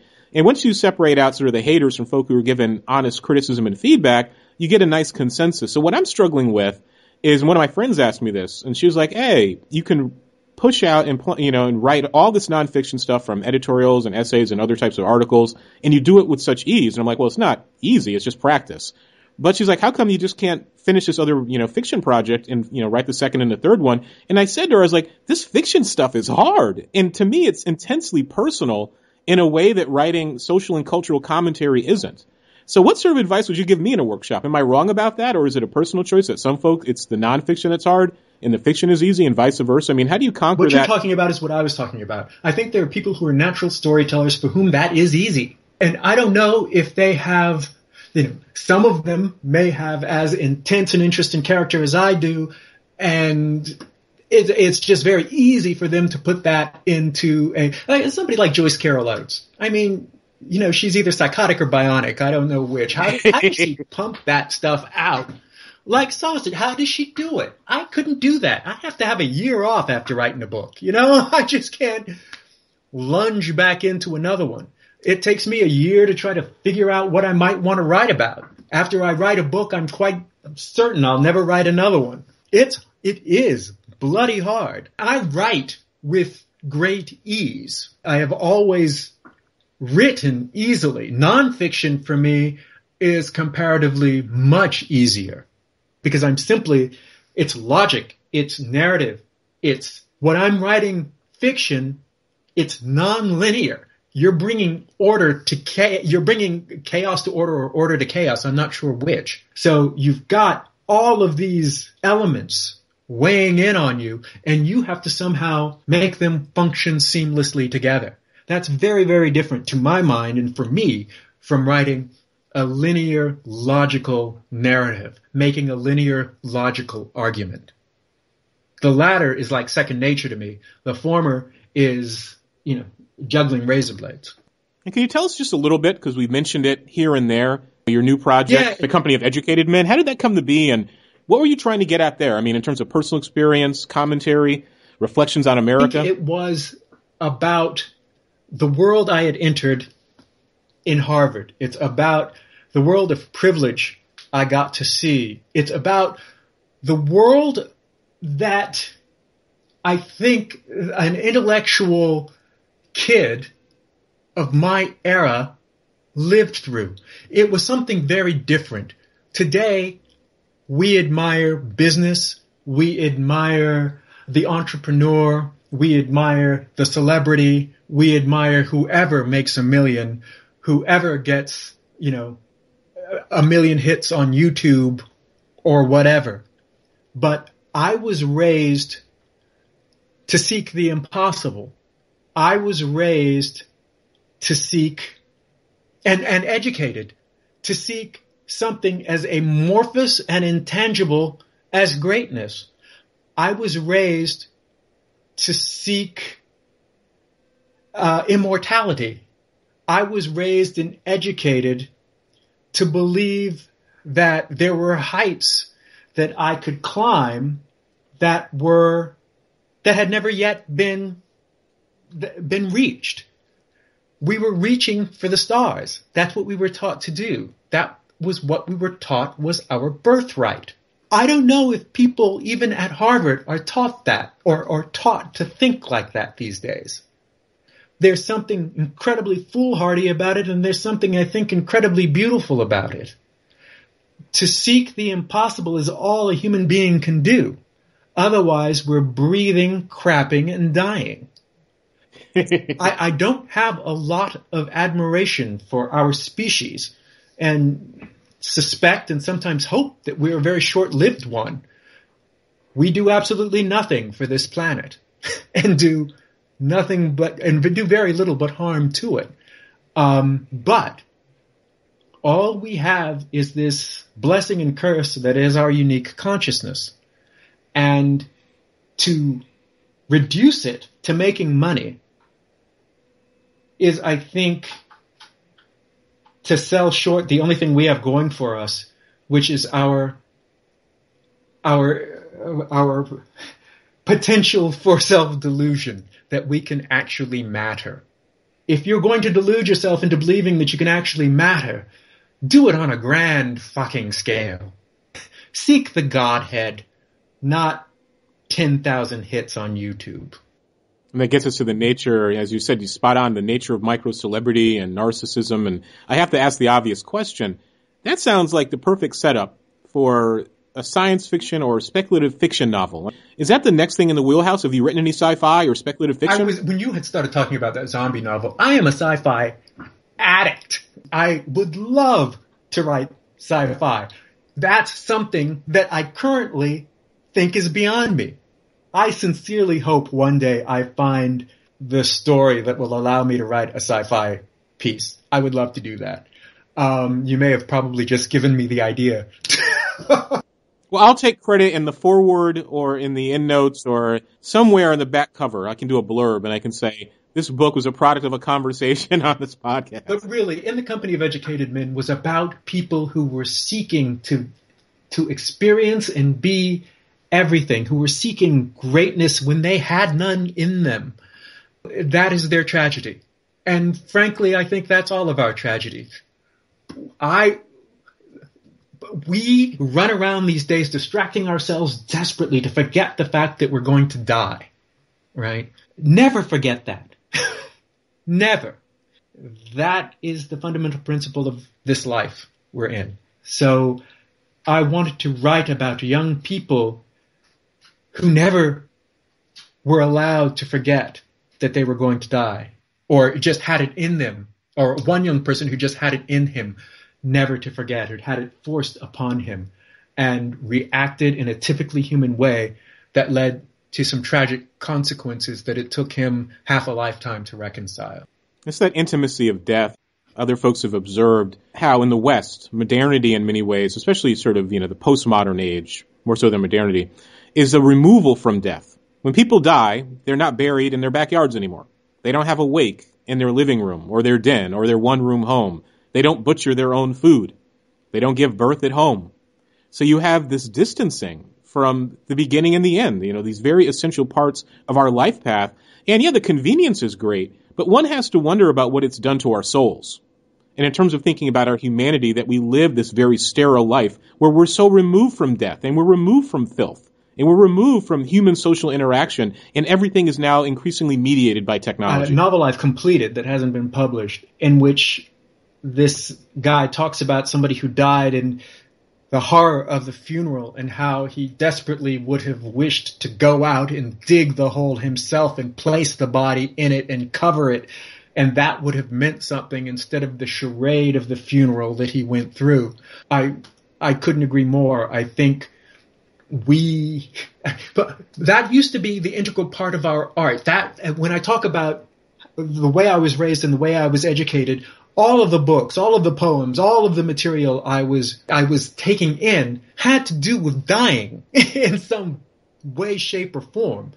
That doesn't seem to be the case today. We don't meditate on our own mortality the way I was raised. I don't seem to see us meditating on our own mortality the way I did when I was younger, which was still sort of that post-war boomer era. And that gets us, too, to, again, thinking about where we started, about Ferguson, about Eric Garner, about Michael Brown, that for too many of our young brothers and sisters, especially among the ghetto underclass, and it's a phrase I still use, even though it's controversial in some circles, that they have a deep familiarity with death because they see it all around them, from gang violence to the cops to the cultural cruelty, and they don't expect to live past 23 or 25. 30 is old to them. So maybe that can be the fuel, and it is the fuel when you see a lot of these young brothers and sisters out there marching saying, we're not afraid to die. We're not afraid of the cops because we expect to die anyway. So maybe in some way, thinking back about how social movements happen in radical histories and radical transformations, maybe things have to get so desperate and our capacity for the elites to practice human livestock management becomes so bent and broken that maybe folks have to embrace death in order to find freedom. I mean, and it's a tough truth, to have to say maybe when you got nothing to lose is when you can find some freedom, and that's how the world changes. But as is the habit on the podcast on occasion, I have a standard question that I ask as a closer, depending on the tone of the question and, or rather the tone of the conversation, the vibe of the interview, and I think you'd give a really, really good answer to this question. So, Mr. Leonce, if you could go via time machine, interdimensional portal, quirk in space and time, and go back and give your younger self some advice about what you know now. It could be yourself from last week, or it could be yourself from 50 years ago. Whoever you want to go back and talk to. What would you tell him? I would tell him not to be so frightened that he could do it. It would be that simple. I spent a lot of my young life crippled by fear. Part of that education was having been exposed to beauty and things I saw as great. And I had the fear, for various reasons, that I would never live up to that. Of course, you have nothing to live up to. To express yourself is to express yourself. But that's the way I thought. And I could not have been more wrong. And I lost some good years thinking like that. So that's the only advice I would give myself. Don't be so scared. And that's profound and it's honest, and that's advice that so many of us can benefit from. And as we struggle, as I said, the day-to-day culture of cruelty, being beaten down, to say to yourself, you know what, you can do it. Don't be afraid. So where can folks find you online? Give us the bullet points on some of the books they can get, and what do you have planned for the future? Leonce Gaiter, Gaiter.com. has information on my published books, one called Bourbon Street, A Brief Noir, the book about the Rufus Buck gang called I Dreamt I Was in Heaven, and the latest, In the Company of Educated Men, which is published by Astor and Blue Editions. A lot of my, at leoncegaiter.com, you can also find a lot of my nonfiction work. What's next? I'm not sure. I have been thinking about doing a nonfiction book for a long time. I wrote a proposal for it many, many years ago. Not many, but many years ago. And it has to do with the fact that it's called Wake Me from King's Dream. And it's about shedding the mythology of the civil rights movement to return to its essence. And I think it is critical. I think we discussed it here a little, but that Black Americans teach ourselves our own history, that we take mastery of who we are, where we've been in this America. Especially, I think it's imperative that we sort of mimic the Jewish model, where Jewish kids go to Hebrew school to learn about their own particular history and background. I think Afro-Americans desperately need to do the same thing. I think it is insanity for us to expect a mainstream that has reviled us to teach us who we are. And I think that's what we're doing right now. And the results are subpar, to say the least. So that might be the next project. I'm not sure. Unless I can figure out a really good science fiction novel to write. Well, I'm here to help, or a graphic novel / science fiction. Do both. But I was thinking about the Jewish example, about our Jewish brothers and sisters, and maybe this is part of my heritage and Black respectability politics, or maybe it's just my political pragmatism. But our Jewish brothers and sisters in this country and elsewhere have a firm and deep and real sense of protecting their own historical legacy in the public memory. And that is to their credit. And I think Black Americans can learn a heck of a lot from them in that regard. I think that is the principal lesson that we have to learn. I think ignorance of who we are is at the heart of so much of the kind of hopelessness that you were talking about. As I educated myself about my history as a Black man in America, I felt myself grow stronger, right? I felt my abilities increase. I felt myself come into my own as a human being. And I had a relatively good essential background in Afro-American history. Hell, I was raised, I was 11 in 1969. So I was there. I was living in Washington, D.C., right? So I saw the marches. I saw the riots. The whole thing was there in front of me. And even then, it took years of sort of study and almost contemplation to truly understand what it meant to me to have been born Black in this country. And that's a fitting closer. What does it mean to be Black in this country now, in the past, and in the present, as we try to think about the Black freedom struggle and the existential question, do Black lives matter and how do they matter? That's one where we certainly want to begin with. But Leonce, I want to thank you for being so generous with your time and doing some great teaching here on the Chauncey DeVega Show. Thank you so much. I want to thank brother Leonce Gaiter for that sharing. I mean, it was like two folks sitting down and just vibing. And I love that Voltron moment. Like I said, I got pop culture on the brain because I'm cooking yellow Vigo rice and fried pork chops. And I got a Coca-Cola. And I had now laters earlier. That's how I'm feeding the knee. You see when I'm idle and don't walk, all the bad stuff I eat? But I mean, it's just, we're not alone. You ever feel that way? That I think that's one of the horrible realities of the color line in this country. And I think gender probably works that way too, but I can only speak as a working class Black man. Is that sometimes you think you're alone. That there aren't other folks thinking the same things, with similar life experiences, with similar concerns. And I really like how our guest, he focused in on this idea of internalized Black suffering and internalized Black pain. And he did about Baldwin, man, and Ellison and the Titans, and how so much of our work is dominated by Black pain. And what do we do with that? So, man, that was just a wonderful conversation. And I hope you guys got as much out of it as I did. And as I said, I love every single conversation we have here on the podcast. And I typically don't go back and listen to them when they're done. I said that many times, but this is going to be one that I'm going to return to. This is going to be on the smartphone. And actually, I found a use for the smartphone. I now use it to listen to music. And when I wake up in the morning, because my knee's been bothering me at 8:30 sharp a.m. every damn day since this accident, and I don't like to wake up that early, I can listen to Howard Stern on YouTube like I was a kid again. And he had a great episode with our man Bigfoot. Folks who are into Stern, you know, there's some of you out there who listen to the podcast, who follow ChaunceyDeVega.com, who grew up in the 80s, 90s, who admire Stern and his interview style. There's his Whack Pack, and there's a dude named Bigfoot. I've been listening to his conversation with Bigfoot. I guess Bigfoot's getting married or in love. And he's just a fascinating character. Bigfoot. Folks know how Bigfoot sounds. Bigfoot. Do you guys have any stories like that, or things in pop culture in your own life? A comic book, a story, an episode of The Three Stooges, a sitcom, a fun narrative that whenever you're down, you can smile about and you just laugh. I've been walking around with my second pair of headphones I got at Radio Shack because they're 60% off. The new headphones, gotta have the backups. Just smiling and laughing. People must think I'm high or crazy because I'm listening to Bigfoot and Howard Stern and Howard probing him on his life and his love. Leonce, I want to thank you one more time, man. That was just great talking, great sharing. So I hinted at earlier, and this is just the beauty of digital media, that sometimes your computer messes up and you're recording things and you have to do it over again. And I realized as I was playing this back to edit our intro and our outro here on the Chauncey DeVega Show, I always try to give folk tips. Record everything, back up everything. And if the computer freezes, even though it looks like it's recording, it may not. Did my outro. Go to play it back while this pork is getting ready, boy. I got the flour in the bag. And here's the ingredients. This isn't complicated, but maybe it's your grandma's recipe. I like to add salt. No pepper. Pepper comes on later. Celery salt as well. Garlic powder. Adobo seasoning. Get that adobo seasoning. I was introduced to that adobo seasoning on some cube steak by a badass Puerto Rican sister who I used to be spending some time with.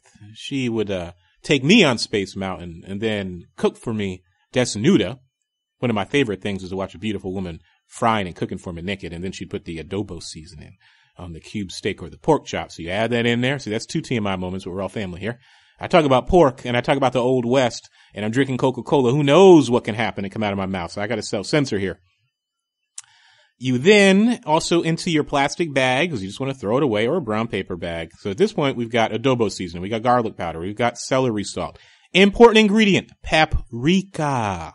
Paprika. Kosher salt. Add the pepper after it's fried up, because pepper burns. And if you want to, you can throw some Italian seasoning on there later when it comes out and it's hot. And these are thin pork chops. These are the pork chops you can get at the butcher or supermarket, 4 or 5 to a pack for $3.49. You add all that stuff to that flour, and that celery salt's important too, folks. Don't skimp on the celery salt. You shake it, you shake it, you shake it. Now, some people don't like garlic powder. They like granulized garlic, but I like the garlic powder, but I can see the merits of them granules because that's concentrated flavor. That's an explosion. And you get a fork in there and you stir that flour so it got some color to it. Get that color. And I don't like to use an egg wash on my pork chops. Don't like to do that. I think it's unnecessary, but I understand the merits, and we can go back and forth about buttermilk, and you chill it overnight and you marinate it, and then flour, then egg, and then panko and bread. Nah, this is simple, easy, thin pork chops that we're going to fry up. You get that oil, and you get that oil hot. You get a frying pan, and I don't like reusing oil. I think that's poison. That's cancer. Kill somebody with that. And there's that great shows on PBS by the brother who did that great special about gender and masculinity and hip hop. He had another special about black people and food and how we kill each other. Killing ourselves with this food, and how people save grease, and he brings the old grease to a chemist, and the chemist is like, what the hell is this? So you get some fresh grease, please. You heat it up. You don't need a candy thermometer. That's a good thing to have, but make sure that grease is really, really, really hot, almost smoking. If not smoking a little bit. Now, mind you, that grease, you want it super hot because that's the difference between soggy frying, like French fries or pork chops or chicken, and flash frying. That moisture, you want that flavor in here. And as I said, the computer done vomited out what I had recorded before, so I have to go back in and add in this recipe, but that's okay because I got so excited I forgot to do the recipe before. So remember too, another frying trick. Fry in batches, because when you put cold food, and this is why you take your pork chops out and you let them rest. Let them become room temperature, just like when you fry chicken. That's an old trick. You're not going to get salmonella and die, by the way. Let it be room temperature more often than not. Don't leave it out all day or all night, but let it become room temperature. Now that oil's real hot. You're going to fry in batches. You're going to put one sacrificial pork chop in there. Now, if the pork chop is turned black and burning, you're too hot. Too hot. But take a little corner off and throw it in there. Now, if it's brown and quick in a minute or two, you got it. That's perfect. Boom! Emerald used to do the wham. I'll do the boom. So you're going to put 2 pork chops. These are thin pork chops. You've got enough grease in there so they're totally submerged, good and hot, and they're going to be sizzling. You're going to look for the corners of them pork chops to turn upwards. Look for the corner to turn upwards. That's how you know it's good. And you shouldn't have to flip it. It's submerged, but you may want to. Now on another plate, you're going to have some paper towel. That's because you're going to want to dry off and drain them pork chops. Get all that grease. But here's the trick between good frying and bad frying. It's done. It's going to be done fast. These are those nice thin pork chops. You're going to put them on the white towel, that paper towel.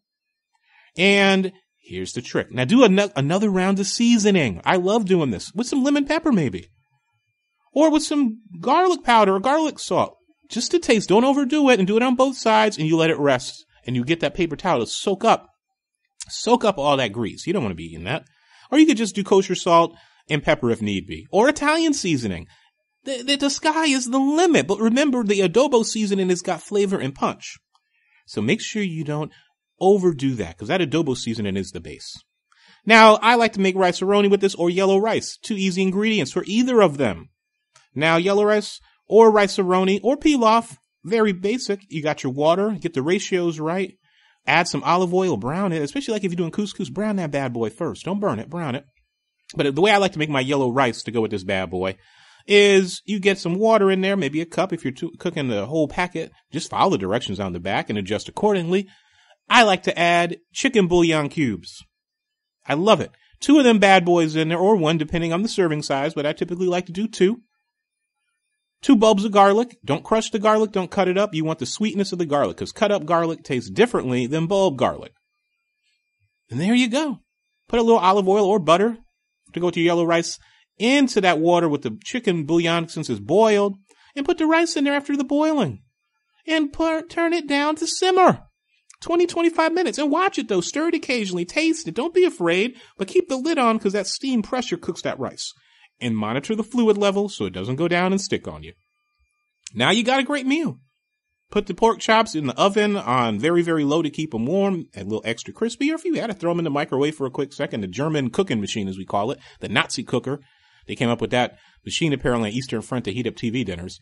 If you got to nuke it for 30 seconds to get them pork chops good, but don't overdo it because they'll turn to rubber. And then you plate it up. Get black cherry soda, Coca-Cola, ginger beer, whatever your caffeinated beverage of choice, and some hot sauce. You're good to go, baby. You're good to go. And I guess you healthy people would add a salad to it. So there is your recipe. It was the computer wanted it, which is why I didn't record properly last time. All of our guests are great, but these guests are super special guests. For the fundraising month, and as you know, I say it repeatedly, I don't do advertising here on the podcast known as the Chauncey DeVega Show. I've had opportunities, I've had invitations, and I say no. That's going to stand for the foreseeable future. We got some really cool folk who do support the site. And I really appreciate them. You guys mean a lot to me, but as you know, the podcast takes time, opportunity costs, several hours to produce, get the guests, edit things out, add music, do all the things to try to make it sound good and consistent. So for fundraising month, not giving away the deep lineup, the deep bench I got here, but one of the folks whose work I respect, who I mention often, who I think is an essential scholar in this time of austerity and the culture of cruelty and the incarceration, carceral society that's affecting all of us across the color line and across the world, but especially in the neoliberal West. The one and only Henry Giroux. And I always messed up his name. I call the brother Giroux, like he's a jazz musician. Henry Giroux Jr. I hope I got that right. I want him emailing me mad because these real people, real talk. We have similar backgrounds, working class from the Northeast. Again, we sat at the virtual bar. We had our 2 drinks. We had a second round. We had a third round, and we just kept going. I feel like we could have talked indefinitely. And I was just so appreciative of him taking the time to sit down and build. He writes for Truth Out. You see stuff on Truth Dig. You see him on his own site. He has his own critical pedagogy project. He's written one of my favorite books on pop culture, The Mouse That Roared, The Culture of Disposability. He's worked on the school to prison pipeline. He is a machine. He is a machine. He writes about popular culture, and he was kind enough to give me some dap on one of my pieces I wrote about the Purge and the Republican fantasy about killing the useless eaters. And we cover a lot of bases, and it's some real moments here. We are just talking. We're in the intellectual octagon. I was trying to be his corner man, but he was swinging and he was scoring blows, boy. He was knocking people the hell out, and he's been doing that for years. So he is the first guest for fundraising month, and I appreciate him taking the time to sit down and chat. So that's going to be the next episode, next Thursday, here on the podcast series known as the Chauncey DeVega Show. And as is my standard closer, because I got to eat these pork chops, folks. So I'm going to try to discipline myself and not go off again on secessionist trash and the CSA and the Republicans' war on the poor and how they're trying to rewrite one man, one vote by breaking the Supreme Court, which has no respect for stare decisis. And it really is a war on the useless eaters. And I use that phrase intentionally. And I know its origins, and that's not a mistake on my part, but that's really what's going on with the sort of right-wing producerism / Southern strategy / making life a living hell for everybody who's not rich. And working class whites, middle class whites, everybody better wake up to this, because right now you're like, oh, it's just for those poor people. It's not me. The cops are only beating up black people and killing them all. That's not me. And speaking of something that I got to rant about as I close, see, the pork chops are calling me, and I get it. I just can't resist. Talk about police thuggery. In Chicago, we got a picture of two of these troglodyte trolls. The cops are the thugs, not the people, posing with some black man that they went and arrested. They later found him innocent, let him go. He had no record. He took guns and put antlers on him and made him pose like he's a dead reindeer or some other animal. Sick stuff. Like they got a Negro hunting license. Sick and disgusting stuff. And you think this stuff is a fiction of black people's minds and poor people's minds and brown people's minds? They've been doing this stuff for centuries. America's a country where they used to use black babies for alligator bait. That's not an urban legend, by the way, and made leather out of former slaves' skin and lynch people by the thousands in this country. So it's only a surprise to those who are willfully ignorant, whose cognitive maps are so damn distorted. And I wrote about that on ChaunceyDeVega.com. I talk about it on Ring of Fire Radio. White privilege and white supremacy have repeatedly and profoundly damaged the ethics, thinking, and cognitive processes of too many of our white brothers and sisters. It's a fact. I mean, as Brother Noel Ignacio says, treason to whiteness is loyalty to humanity. And that act of treason to whiteness is a liberating act for our white brothers and sisters to get over white racial paranoiac thinking and to realize that white privilege is a con job. It really is a con job in the long run, and we're all suffering because of it. It's the plutocrats who are laughing all the way to the bank. As is my standard closer. See, I get worked up. That photo and the other thing of that video with that poor black man having a stroke and that thug murderous cop tases him and maces him, that says it all. These are psychic assaults on black and brown people and our white brothers and sisters whose humanity is also full on both sides of the color line. This is a type of terrorism. Let me tell you, it's a psychic assault. All right. Resetting. As is my standard close, we got fundraiser month. You can go to ChaunceyDeVega.com, click on the PayPal link. Please download, tweet, and share the podcast with your friends. We are growing, and the fundraiser will end when we reach the arbitrary amount of money that I've set and pull back in the begging bowl at some point in June. We may get that goal in a week. Who knows? Who knows? The website's always growing. New folks stopping by, folks emailing and commenting. I know the times are hard out there. So as always, I'm the worst fundraiser in the world. Take care of your family. Take care of your kids. Take care of your pets. And if you got some left over, throw a penny or two into the collection pile for ChaunceyDeVega.com during our fundraising month, because that will go to support the website and also the podcast, because it does take a lot of time to make this happen. Opportunity costs, hours of energy, editing, finding guests, coordinating, and all that good stuff. And as always, again, my standard closer. I did it twice. That was not a stumble. That was a lateral move. I'm dancing, doing a pirouette. If you can and are able, please throw some love into that donation pile. It's especially deserved. I would like to believe we're putting good stuff out there. I think we deserve some love. And thanks to all the folks who have already donated and do so on a recurring basis. You guys mean a lot to me. But please be good to yourself. Call up a friend or a relative or someone you haven't talked with for some time because you had a fight or you had a falling out. And trust me, you may actually have forgotten why it happened. Now, some people hold on to anger and they'll never let stuff go. You can't help them. Those are just angry, bitter, damaged people. You can't help them. Some people feed on anger. But you may more likely than not be surprised that they will reach back out to you. And if they respond to you, that's a bridge.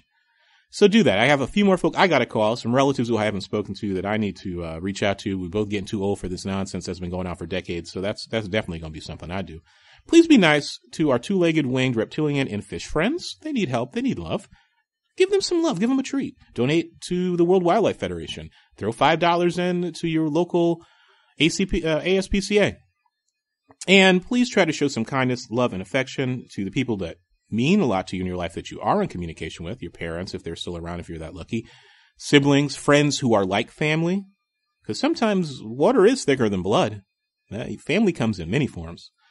And please try to help our homeless brothers and sisters and those other folks who are semi-residents who are struggling in this time of cruelty and a broken economy. Buy somebody a meal, sit down and talk to somebody that you see every day, human interaction and respect, and make eye contact with people who are on these mean streets, because you're acknowledging their humanity. So somebody may ask you for some change. Just say, I can't today, sir. Or how are you doing? Give somebody some love. And that's positive energy out into the world. And that helps all of us. So until next time, great episode. Henry Giroux, the one and only scholar, academic, critical thinker. Hell of a man. He's a real deal. And he and I sit down and we chop it up for about an hour. And no topics are really off limits. And he does some great sharing and some great teaching on the podcast known as the Chauncey DeVega Show. So until next week, please be safe, be happy, do right by yourself, practice mental self-care, emotional self-care, and just try to leave the world a better place. Until then, be safe and be good. It's always a pleasure to sit down and chat with the great guests we have here on the podcast, like Leonce Gaiter, Henry Giroux coming up, and all the other great folks, like last week, David Krugler. So many great people we've had on the podcast. Paul Brinus, Adelifu Nama, Tim Wise, Frank Schaefer. I go down the list. Too many to name. But I want to thank all of them, not leaving anybody out on purpose, because we're going to do a little roll of honor when we get to the 50th show and then just basically run down the list of all the folk. And I'm actually going to have a lot of folks who are friends of the show who we've already talked to help launch it. They're going to be back on again, so no doubt about that. So until next time, be safe and be well. It's been a pleasure, and thank you for listening to the podcast known as The Chauncey DeVega Show.